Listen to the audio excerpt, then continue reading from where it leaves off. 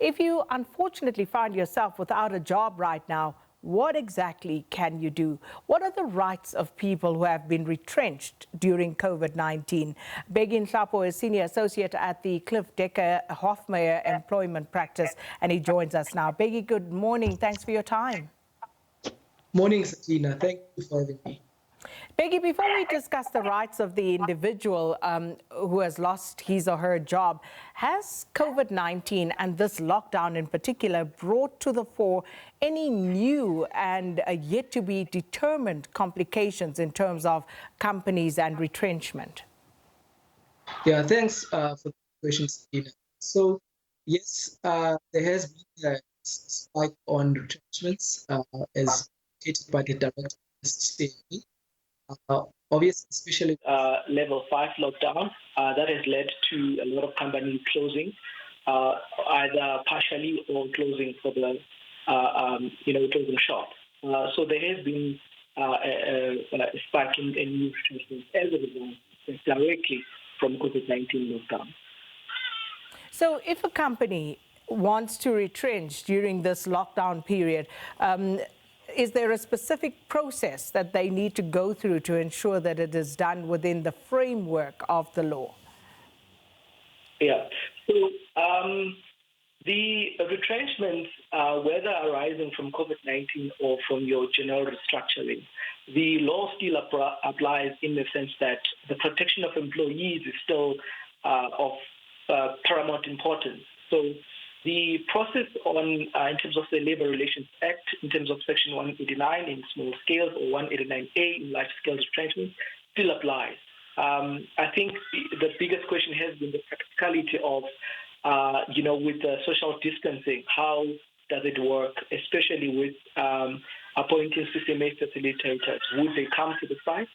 But we have seen, or rather on Saturday, the CCMA had communicated to the public that they are opening. Therefore, we'll see a lot of, facilitation taking place and a lot of companies and employees being assisted in the retrenchment process. Bheki, many people have also been complaining that their employers have used this lockdown almost as a smokescreen to retrench or to cut salaries.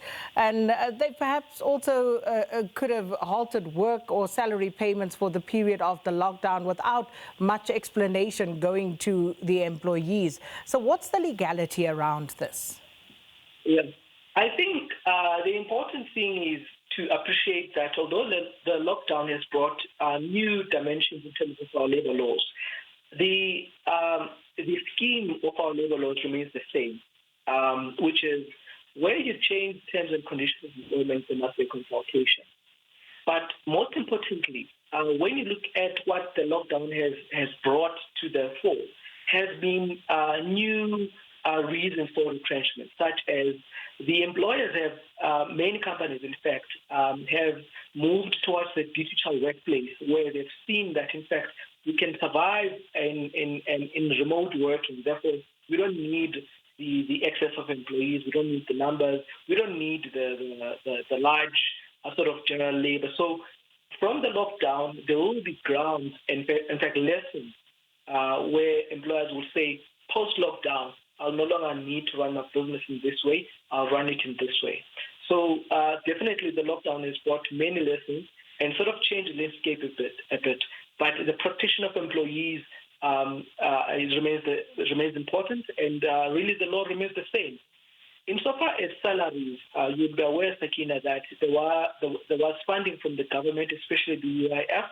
One of the deters employees were encouraged to, in instances where the employer is partially closing down, or it's closing down for 3 months, for the employers to apply for TERS. But I'm aware that there is a new directive that allows, in certain circumstances, employees to apply for the TERS directly. So I think that's something to commend from the government, seeing that some employers have gotten in the way of assisting their employees. So it's opening up to the employees to say, take the initiative and ensure that your rights are protected. And that's a good follow-on from the interview we had previously about payroll. And of course, the concern here is, once again, Bheki, it seems as though the UIF is inundated. It seems as though the system is suffering.